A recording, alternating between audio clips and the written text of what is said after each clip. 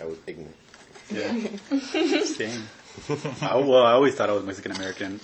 It wasn't until I actually started grad school, to be honest, like that I even branched out to like something different. But I went to school in the Valley, so it felt differently too. Mm-hmm.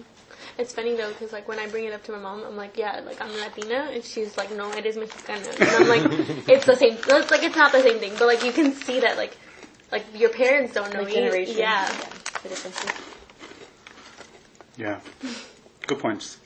But I guess also just, and that's something we'll be playing with to see what works. But any other thoughts on the Latino Logradores title or name? I like it. I like it. Yeah. But it needs to have a good acronym. Yeah, and I don't know about introducing like an Aggie thing to it. Like it's not necessary. I mean, like most of the organizations in the DMS don't have anything related to being an Aggie or being part of TAMU or and so like you're an Aggie and like that should be like an implied. Yeah. Implied.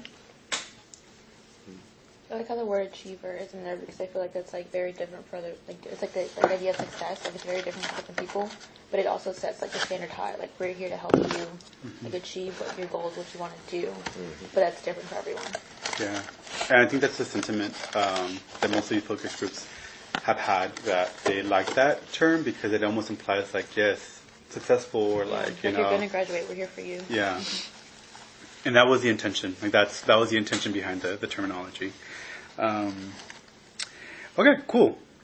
What do you think about the program having two phases? Freshman year and a sophomore year experience. So, yeah, yes. Yes. And to give you some more context, like I think the freshman year could potentially be a very college transition. Like most of the transition stuff that like you go through, right?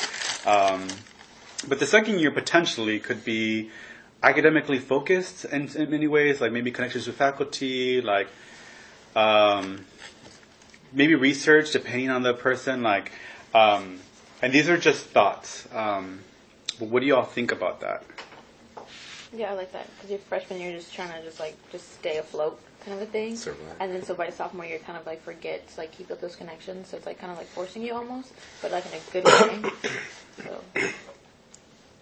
I like the idea about and I like about teaching about research because I wish I would have known about that more. I also had to figure that on my own. Yeah. So that's something. Piggybacking off of that, I always thought research was like I'm just gonna read like thousands and thousands of papers, and I thought it was like not something I would like.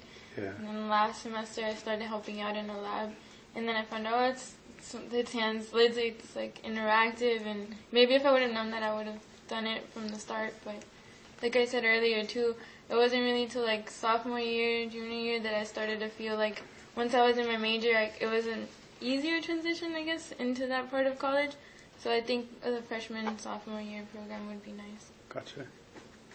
Yeah, I mean, being, like, again, I go back to focus because, it was something that I was a part of for 2 years, and as a mentor, like, seeing all my, like, the freshmen struggle, continuing on, like, the second semester of freshman year, like, and even me, like, we have to kind of understand that, like, these struggles continue on to sophomore year. And so there's still, like, more growth happening sophomore year. And I think as a student, like, you grow most your sophomore year because you kind of, like, found the pathways, right, to a successful year. But now you're like, okay, now it's time to get involved, and now it's time to do this, And so I think it's important to kind of have that guidance, too.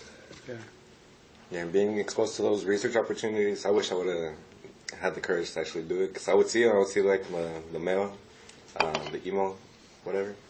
But I wouldn't be about it, and then I finally did it this, my last year. But and also having connections with the professors. Because you're going to need it afterwards for recommendation letters, stuff like that. And you can start earlier, the better.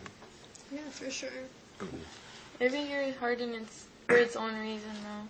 Like, do you ever see the potential and maybe, like, once years go by and you've established it better, making it, like, a 4-year thing where you don't too far out? I think resources-wise might be difficult. And I think for this upcoming year, when we're piloting it, it will definitely be freshman focused. We do see the benefit though of like the continuation, and that there's an experience that even potentially that cohort can continue on to this following cohort, because and I say this because too, some of the people in the focus group were like, it would be great if I can continue with a group of people because then I know them and I feel comfortable with them. But then give them people information that they didn't know before, like what is research? You have an idea what research is? Maybe it isn't what you think. But I think as it evolves, maybe. But what we found, and maybe from your experiences, like after your sophomore year, like people, wherever they're connected, they'll continue to be connected or know how to navigate. And the biggest thing for us is that students feel connected and that they're able to persist and graduate. But I say all of that, but there might be opportunities for people that are juniors and seniors to take on leadership for this program in the future. Like, I don't know that that'll happen this upcoming year. I don't know what will be this upcoming year, but in the future, that might be the opportunity. Yeah, I feel like that's a really good model. So, Yeah. I have a quick question. Yeah. So is there like an application process for students to get in, or is it like every Latinx student that's accepted to the university is going to be in it? I don't know. I haven't thought through that. I just want to make sure to have these focus groups to see about that. But from my experience in working with a group here at Latino Males United, we have an application, but it's not necessarily. It's an application to get information, not to like Say yes or no. qualify. Yeah, to qualify, because it's hard to qualify. If you really think about it, like we're like all freshmen in high school or high school to freshmen, like they're coming with something they don't know about college, and even if they think they know, sometimes a little bit not what they know, right?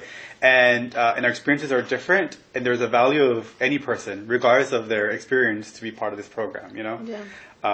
So it's hard to qualify that. But to answer your question, I don't know. I really don't know. I think maybe it might work out in the sense of a form, and I might to continue to answer your question, I don't know that I would include every single person to be part of the program. Just capacity-wise, I think we would have to cap it at one point.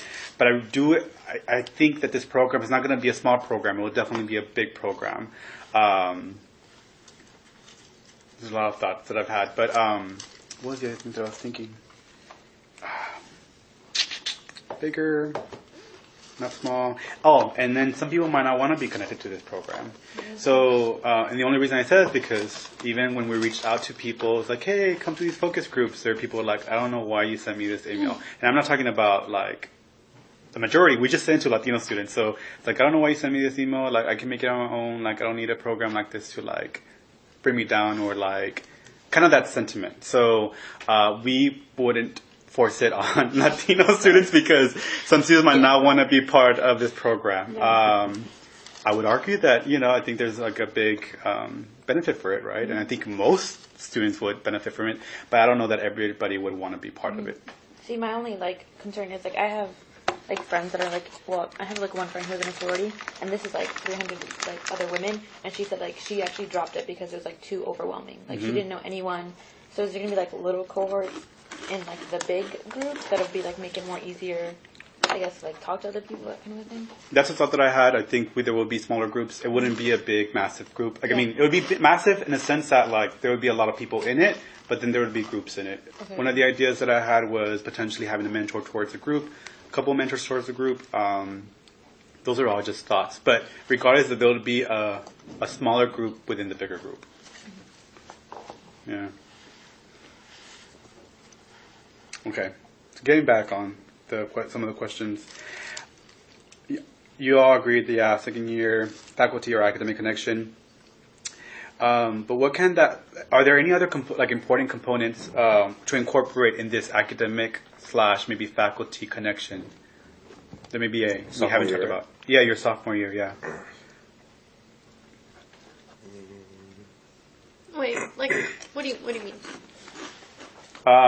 We mentioned research, like maybe potentially faculty mentorship or like connection. Are there any other components in the academic sense that would be good to incorporate? I feel like it would be nice to learn about your professors on a personal level and like understand like their struggles too. So I'm sure like they struggle to get to where they are, specifically like other Latinx professors. that are teaching on campus, because I'm sure it's like hard to teach on this campus too. So like understanding their struggles and like learning from them, that kind of a thing too. And kind of encouraging